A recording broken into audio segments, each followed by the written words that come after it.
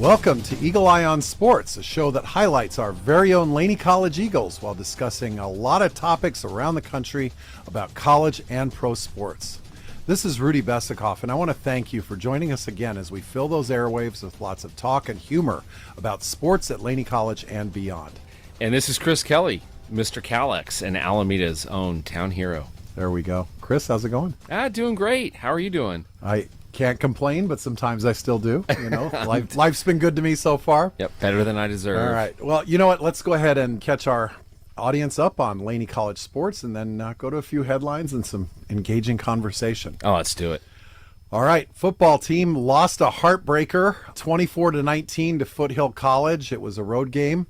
But you know what? Things get a lot better when you come home. So this Friday, the 25th, right here at the stadium, 7 o'clock, City College of San Francisco comes calling, but it's bad news for CCSF.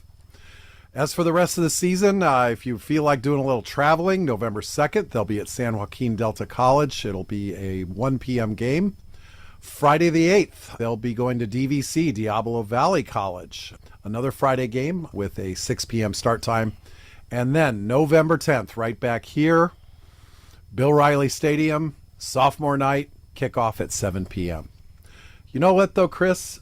Football is not the only sport going on. We also have women's cross country. Ooh. And our student body president is actually a member of the team. Oh, that's awesome. And they competed at the Santa Clara Bronco Invitational. Want to congratulate all of them on running their best race possible. And November 2nd, the Golden Valley Conference Championship is happening. So we want to wish all the luck in the world to the Lady Harriers. Big All right, time. there Big we time. go. That's All right, awesome. so now we're going to shift the headlines over to sports that people get paid to play and beyond NIL, if you will. And we're going to start with something that's starting up this week. The NBA tips off. So excited. Yeah. It's an exciting time of the year. There's so much going on, and now you add the NBA to it. Yeah, I had some mixed emotions, though, watching Inside the NBA. I hope this is not the last season of that, but we'll see. Yeah, we'll have to see. I don't know if they're going to bid and get any of the games. It's big money now, and I don't know TNT, TBS can compete with that. I think that's the bottom line, unfortunately. So, James Naismith Sports, how you and I met. Yep. And so I know you probably have something to say about basketball, so floor is yours. Well, I was just looking at the season.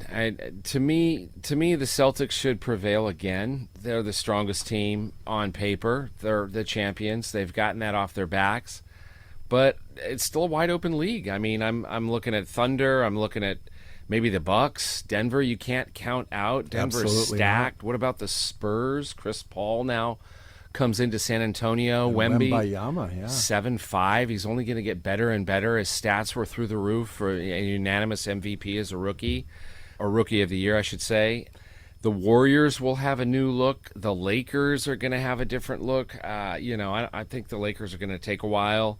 I know you like the Washington Wizards and all the talent they have, but yes, ESPN's power rankings, number 30 out of 30, worst team in the league. Those Wizards.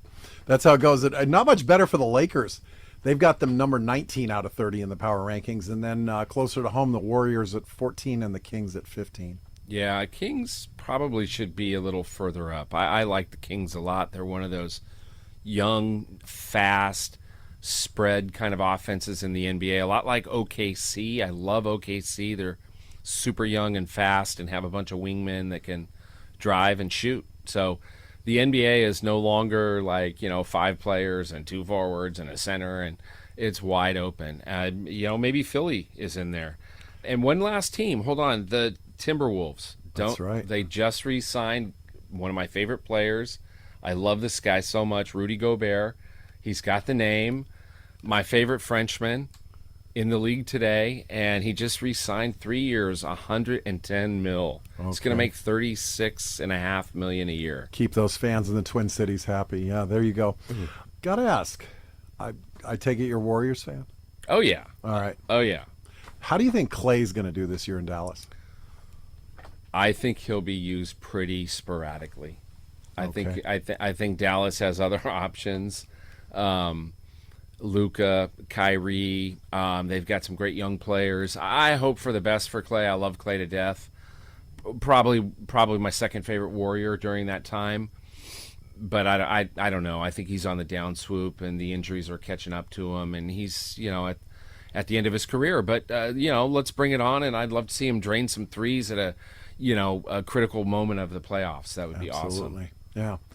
Yeah. What about the Lakers? Bronny and LeBron, father and son on the same team. What do you think about that? I don't know. Bronny put up a pretty decent stat sheet the other night. I think he had 17, 6, 4, and a couple steals, 3 steals.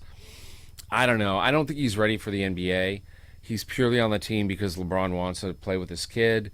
So you're thinking otherwise he'd be in the G League? Oh, for sure. Okay. Or still probably at USC, trying to have a good sophomore year. He's young, but he's got potential. We'll see. Austin Reeves is a big threat. The Lakers could go either way. Hachimura, I don't know. Yeah.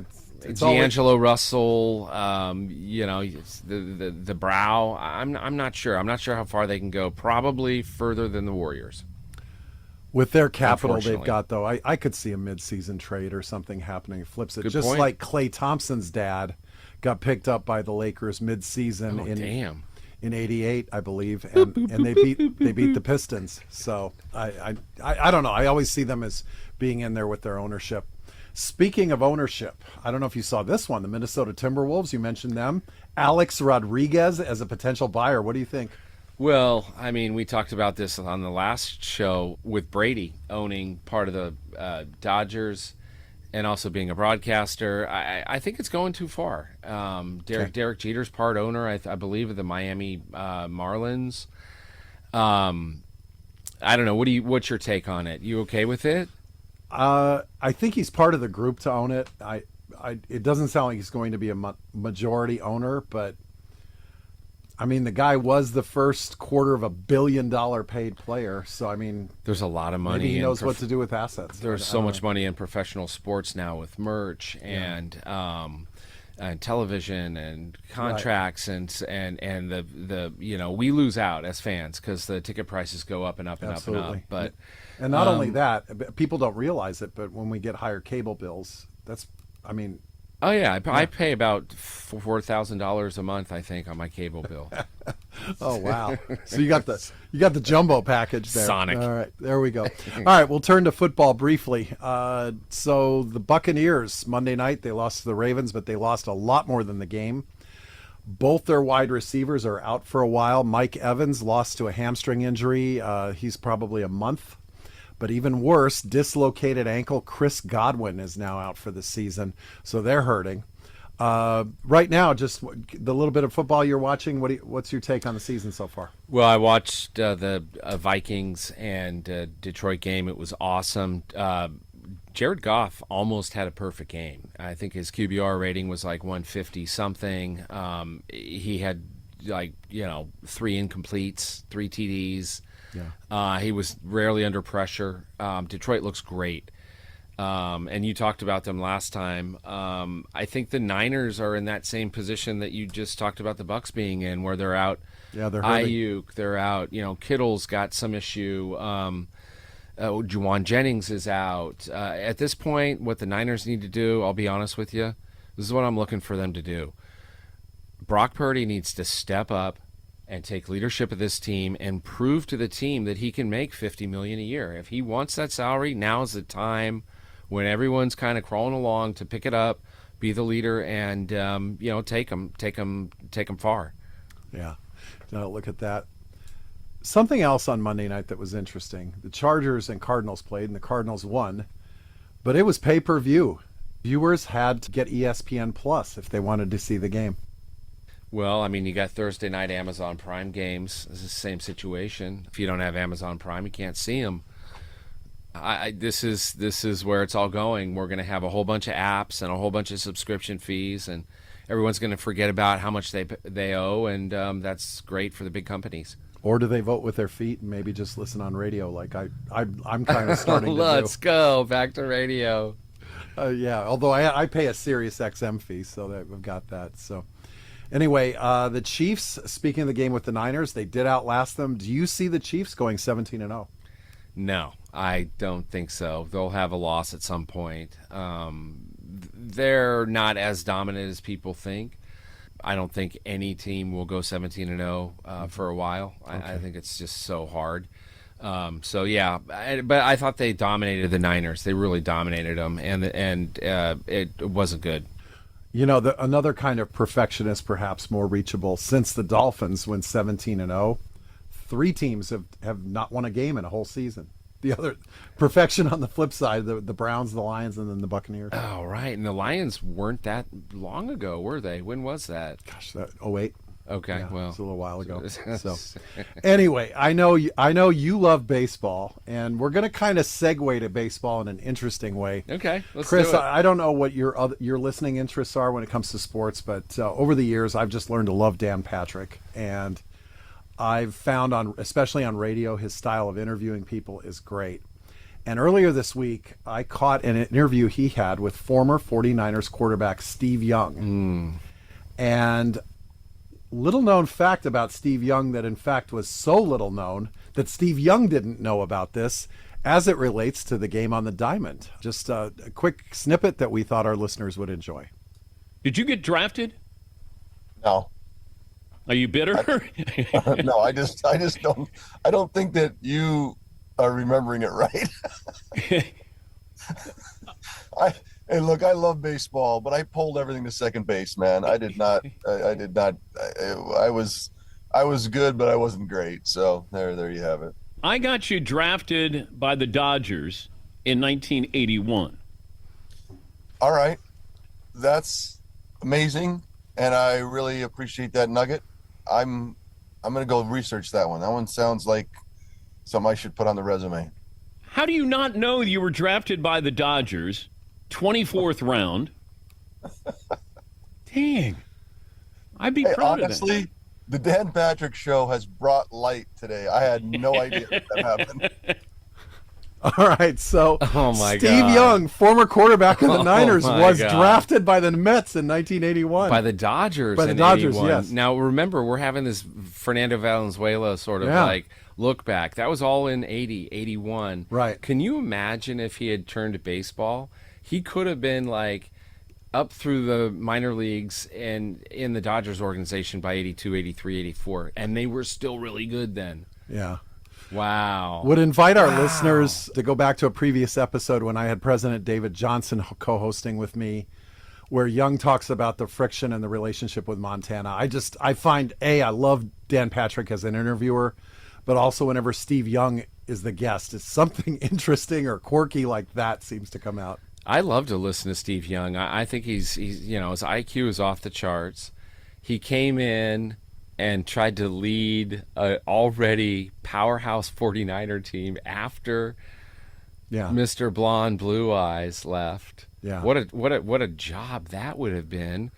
And he did it with such class and such creativity and exuberance, and he was the scrambling quarterback. Remember, I mean, some of those LA Express drives that he would keep alive were purely just him scrambling. No, it was amazing, and he did And he talk. could throw dots. And he he just threw mentioned dots all game long. He mentioned that it was never like acrimonious with Joe, but he just said there was constant tension, and even now when they see each other, there's still a little bit of that element of it there. But anyway, with all that said, World Series. This show is going to air Friday night on radio here, and that's when the World Series begins. The Yankees and the Dodgers, Pepsi versus Coke. Oh man, this is the powerhouse. This is the matchup. This That's is right. exactly what the league wanted. I think people will watch this all over the country for the superstars. Each team's got 3. I mean, the Yankees. I mean, just talking about just the lineup.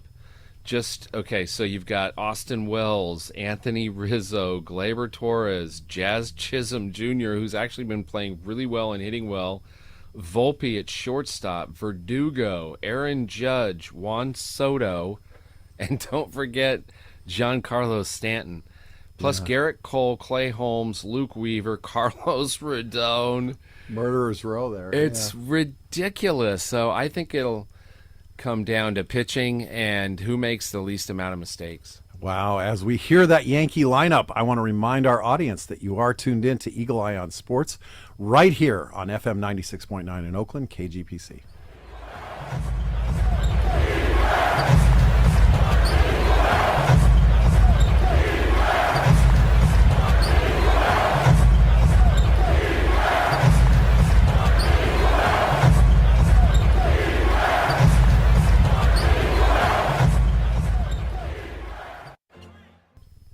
All right, so that's the Yankees lineup.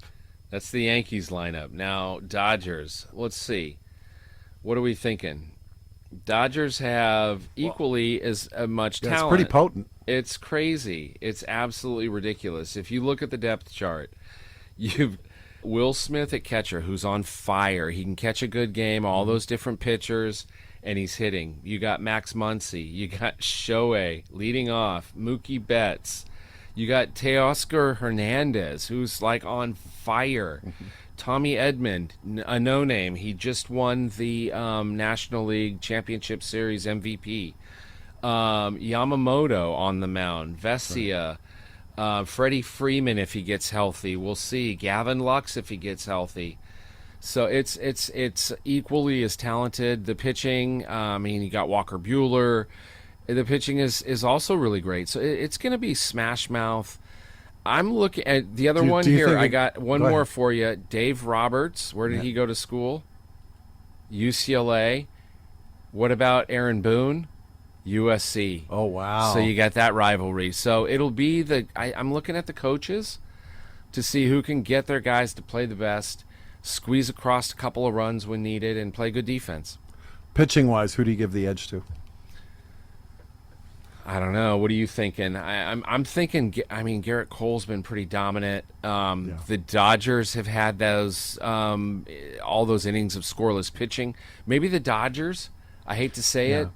It's a tough one. And then how do you get through all those Yankee hitters?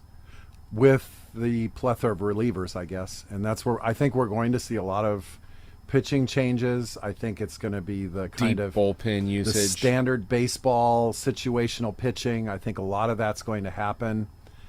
And honestly, when you're at this stage of the season, you only need a starting staff of 3. If you can do that, yep.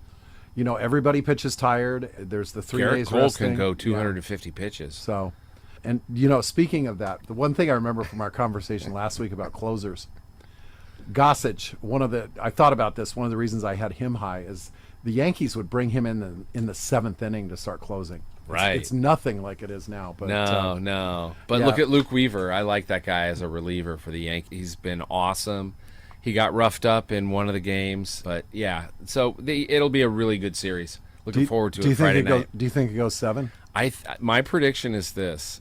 I say that the Yankees win in 7, which means they'd have to win at Dodger Stadium because Dodgers have home field advantage. 2 in L.A., 3 in New York, and games 6 and 7 in L.A. if needed. So that's my prediction. I'm taking Dodgers in 6. Okay, all right. That's what I think. I just can't pick the Dodgers no matter what. All right, so as a Giants fan. So you went with the Yankees, I went with the Dodgers. There was a little bit of a switch there, so I think this is a good segue to talk about the best switch hitters of all time. I saw what you did there. Yeah, there we like go. that. A little craftiness here, but Athlon Sports didn't have this one, so I had to go to Bleacher Report. And normally I just do the top 10 verbatim right off the bat, but you threw that like out some and baseball. You made your own. And that list, the top 10, I hadn't heard of like 4 or 5 of these people. There were players from the 19th century on the list. Oh yeah, those are fun. Yeah, so to give some analysis there would have been a little tough. Yeah, Petey Woodleg and he's like so Buster anyway, Kennedy what I players. did was this. I took the players that I did know and I started at 20 and went from there. So all right, what do you got? So number 19 on this list, Cardinals, Willie McGee. Oh yeah, and a giant too. Yes, he was. Yeah, super fast, great defender, and he was lethal from both sides in key playoff moments. He also played a lot in the playoffs for both teams. And just Gold Glove level in center field. Big time. I think he was great. Okay, so number 18 on this list, this kind of goes to my outer edges of who I know about, but Maury Wills. And the reason I know about him is not the switch hitting, but the fact is that prior to Ricky Henderson, and then prior to Lou Brock, he was the all-time base stealer. Okay, all right. Yeah, I'm a little foggy on who he is, but what about 17, 16, 15? What do you got? 17, Jorge Posada, the catcher with the Yankees. Rare for a catcher to be a switch hitter and to be a good switch hitter. Posada hit for power, but also average. Yeah, and leadership, he was right there. Big time. He was the constant, really, with that team. The old Jim Palmer Orioles, Ken Singleton, number 16. 2000 hits, very high walk count, took a lot of bases. Carlos Beltran was 15, 2,000 hits, MVP candidate. You're not. You I like him. You're liking that No, one? I like Yeah, him. Good selection. Love okay. him. Now, the ones that were the 10 that I recognized as close to the top 10 as possible. Okay. Number Give 'em to me. 12 was a Cardinals catcher who the season he was traded to the Brewers made the World Series, and he was the starting catcher mid-season on. Okay. Ted Simmons. Ooh, I Yeah. like it. All Yeah. right. And the funny thing was, toward the end of his career, he's like a 220 hitter, but just the beginning of his career took him through. Kind of a Mr. Dodger here at number 11, Reggie Smith. Yeah, I remember him. 300 home runs, Lethal. probably as much power as anybody on this list. Okay. Although, as we get closer to the top 3, there will be some people that have gotten beaten out. All right, who comes next? Lance Berkman, Astros, Cardinals. He was an MVP candidate. He was Yep. right there a number of years. Kind of early Astros. One of the killer bees. Yeah. Now I'm going to go to my childhood. Okay. This is back when the Montreal Expos had. I know who you're gonna say. The Denver Bears as their AAA team. Base stealer extraordinaire, would win batting titles along the way. Tim Raines. On base percentage over 380 from both sides of the plate. That's a career on base percentage. Incredible. 808 steals, which ranks him 5th all time. So not only was he really good from both sides of the plate, super fast. Yeah, just Just all amazing. around hustle, Mr. Hustle. Yeah, when I was a kid, I loved him. I thought he was great. All right, number 5. A lot of people talk about Honus Wagner as the all-time greatest second baseman ever. This is the one person in the room, along with somebody like Joe Morgan and Jackie Robinson, who could raise their hand and say, "Not so fast." Roberto Alomar. Yeah, 12-time All-Star. I mean, he was good for more than a decade. He was a standout. So I see him. Yep, Yeah, top and, 5. Man, what a family with Sandy and Sandy Jr., the Damn. catchers, and a whole all bunch. that. Okay, number 4. You know what? I think as time goes on, people have to appreciate the '70s Orioles more because there's another person on this list. Their first baseman, switch hitter, hit for power, Hall of Fame, Eddie Murray. 3,000 hits and over 500 home runs at the same time. I mean, that's Hall of Fame right there. Switch hitter. Okay.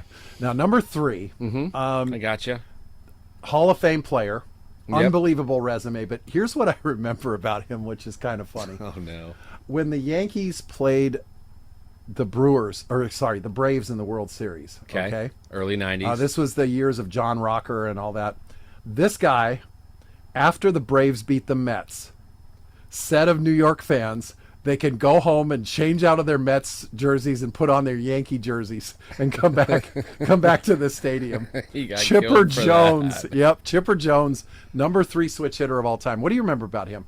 I remember that he batted above 300 from both sides of the plate. So I went to go check it out. He batted 304 from the right side. He batted 304 from the left side. Career batting average. Great Stud. Great third baseman too. Just Stud. unbelievable.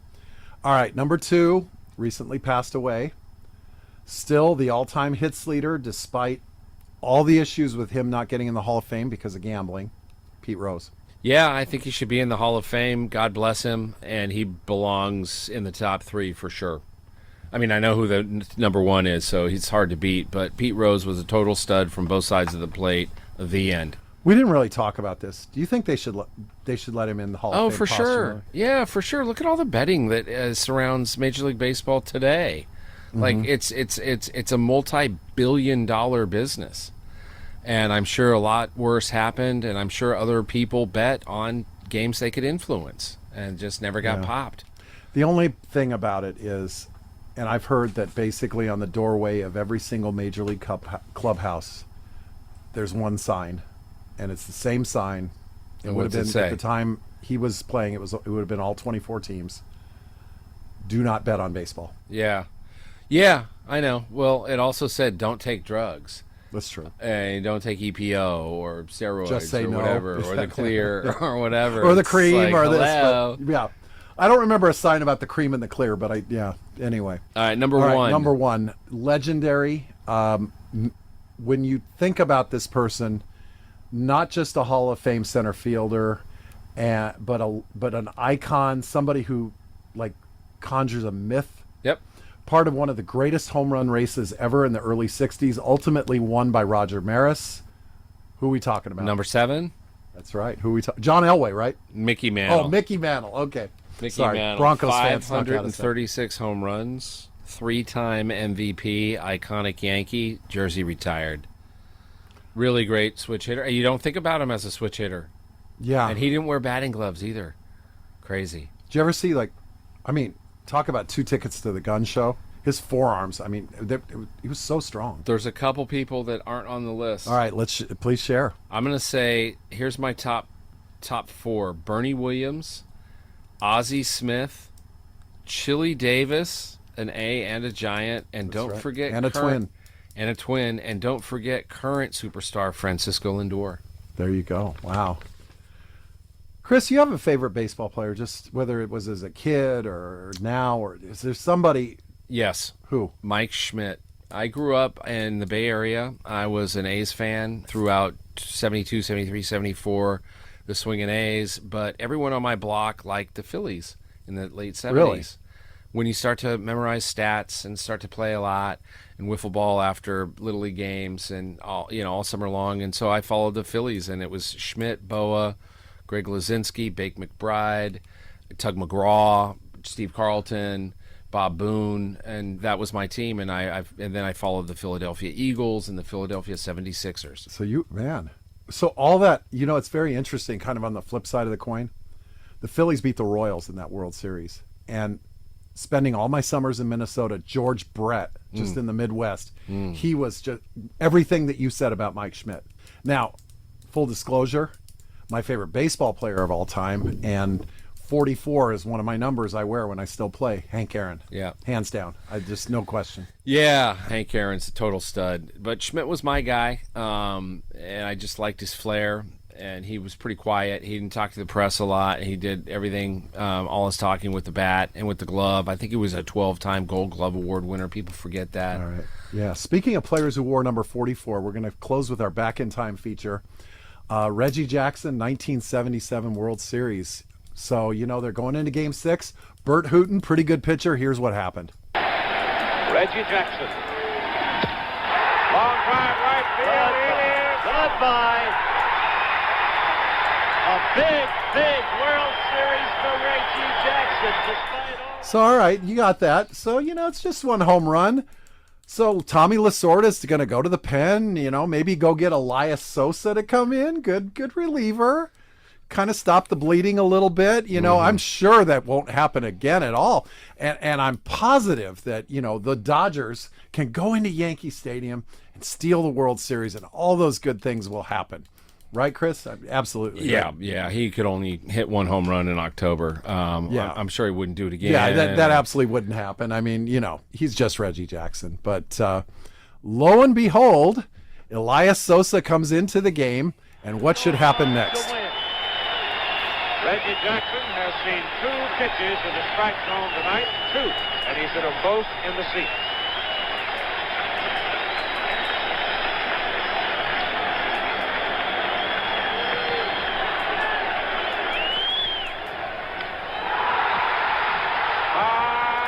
Goodbye. Oh, what a blow! What a way to top it off! Forget about who the most valuable player is in the World Series. How this man has responded to pressure. Oh, what a beam on his face. Does that voice bring back any memories? Howard Cosell. Of course it does. Oh, wow. The Yours is much better than mine. The greatest. And then, of course, announcer of all time. And then after that, they said, well, let's bring in a knuckleballer. And they brought in Charlie Huff. And sure enough, and I unfortunately do not have the video on this, gave up a 3rd home run. Mr. October. He was Mr. October. I heard him on an interview. He has a $6 million car collection now. Yeah, and he had his own car. He was a big car salesman and car dealership owner. So, yeah, he's super rich, and I love Reggie. He's awesome. Right. Chris Kelly, 3 episodes with me in the books. Are you still surviving? Oh, it's been great. Let's go. Let's try to make it 30. All right, let's go for it. Well, anyway, to our great listening audience, we're going to go ahead and close things up. Wish all the best to our Laney College Eagles football and cross-country teams. And as always with Eagle Eye on Sports, go Eagles!